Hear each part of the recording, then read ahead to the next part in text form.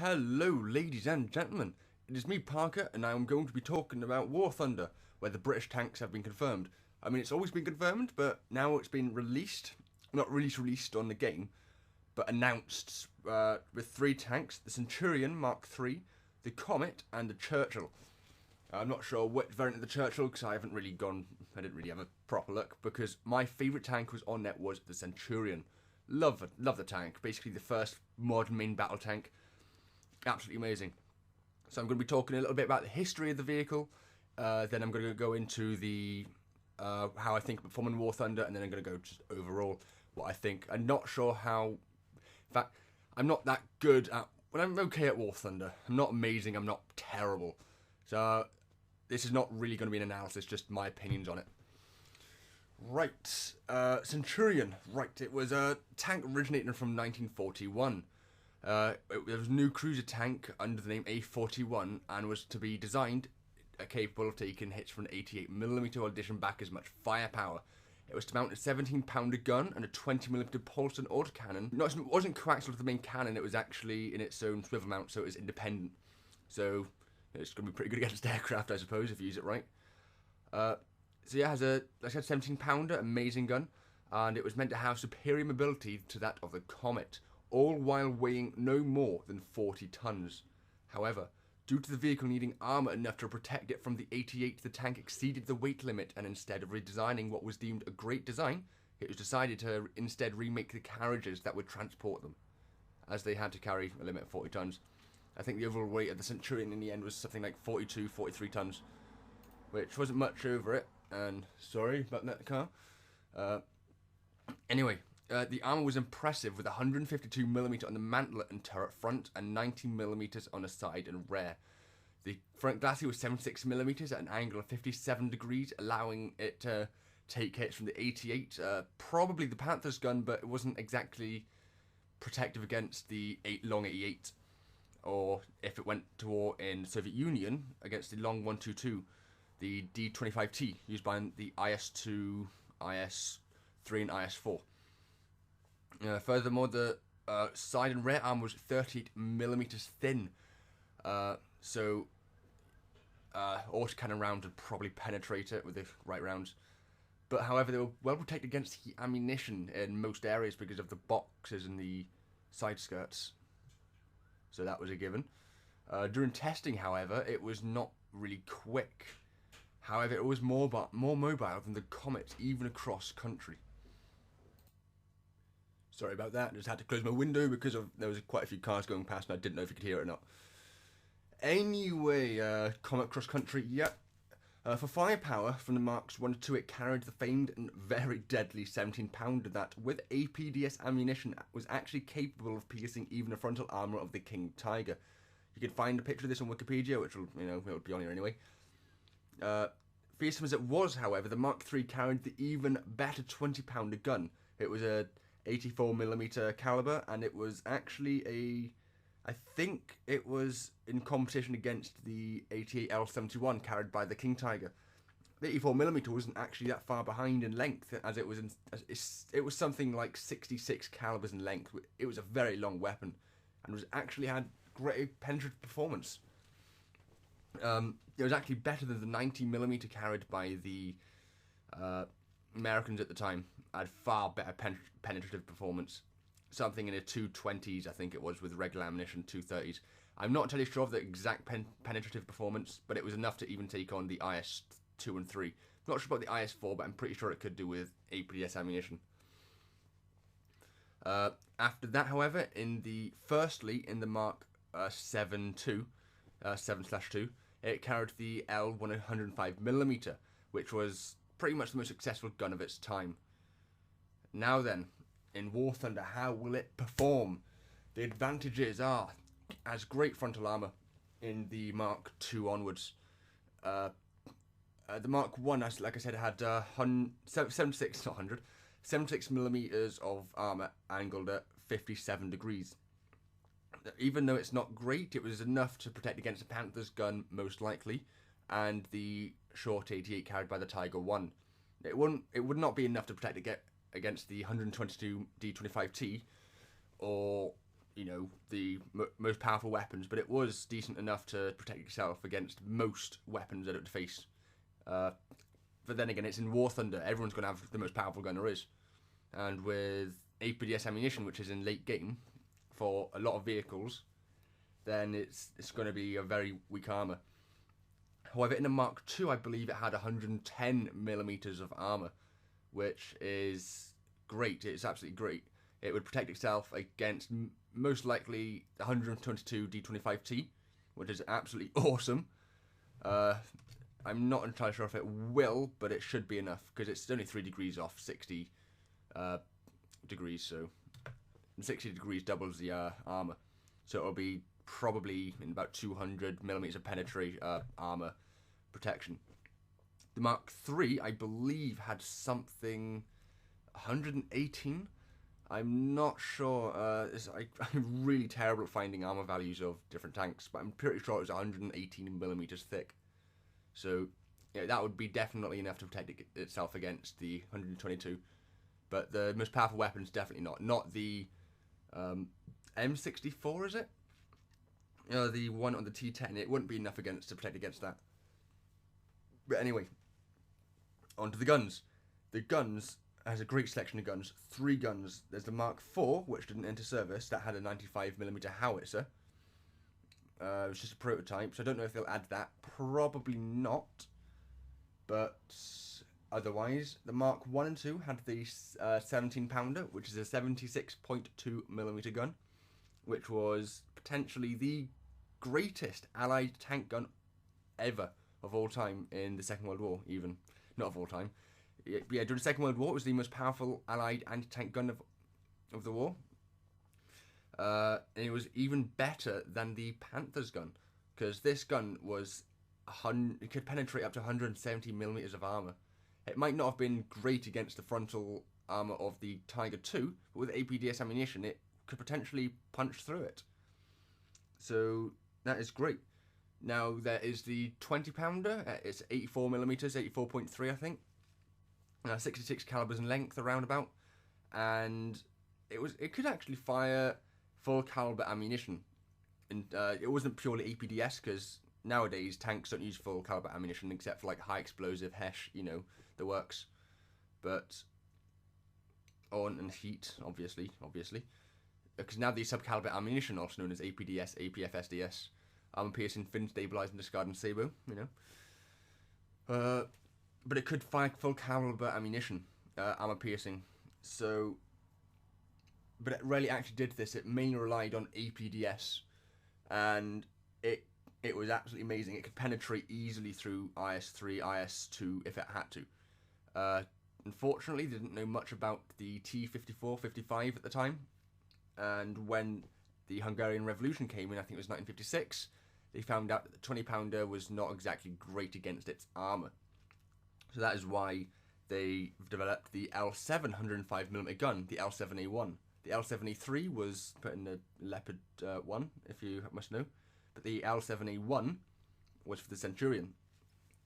It was literally just basically a rebored 20-pounder, but it had a bore excavator, I think it did. Yeah, pretty sure it did. And it was pretty much the most successful gun of all time. It was used in the Type 74 Japanese tank. It was used by China. Israel used it to replace 100mm D10T in the T-54-55. It was just an all-round great weapon. With APDS, you're looking at easily just killing anything in the game, essentially. It was such a great gun. It had a good reload rate. I think with a good trained crew, you could get off 10 rounds in a minute. And pretty much, yeah, it was a great gun. But anyway, I'm not going to ramble. I'm going to get onto the side armor about heat, because it has quite a bit of had side skirts protecting the entire side, but the upper hull bit, there's a lot of boxes, which did act as pretty good defense against heat ammunition. Pretty useless against regular ammunition. Don't know why you'd want to choose heat ammunition against that. However, as you know, heat explodes on the outside and it sends a particle jet stream of... I'm not entirely sure how it works. Shane explained it to me, but I forgot because I'm an idiot. But it loses energy as it travels through the air, and that energy is dispersed really quickly, and so it can't really penetrate the armor. But yeah, Shane, you need to explain that to me again. Completely forgot. I'm such an idiot. The disadvantage is it's rather slow speed, to be honest. It's not slow. I mean, it can go up to something like 40 odd kilometers per hour and pretty damn fast over cross country. However, in comparison to a lot of medium tanks, it was pretty slow. But in game, this won't be much of a problem as maps aren't that massive, and unless you're talking about Kursk and, for example, Poland. But if you're looking at not Kubinka, that's a tank museum. If you're talking about that map in Norway or something, and the small maps, the speed won't be so much of a problem. And it also has, like I said, very weak side armor and rear armor. Talking at 38 millimeters,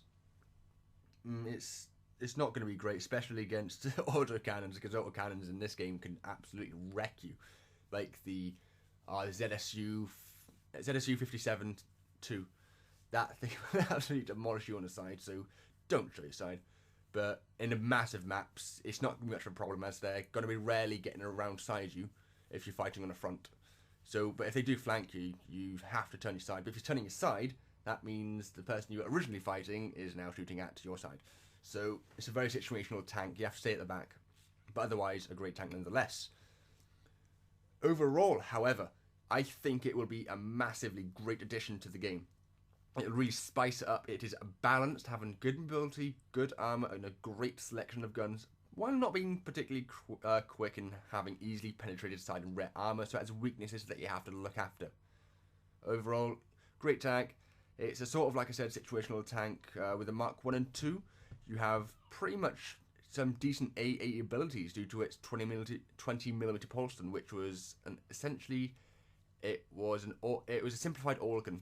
Had half the parts and was quite a successful gun. And it's independently mounted, so you don't have to worry about your slow turret and up and down bit. It could move it independently.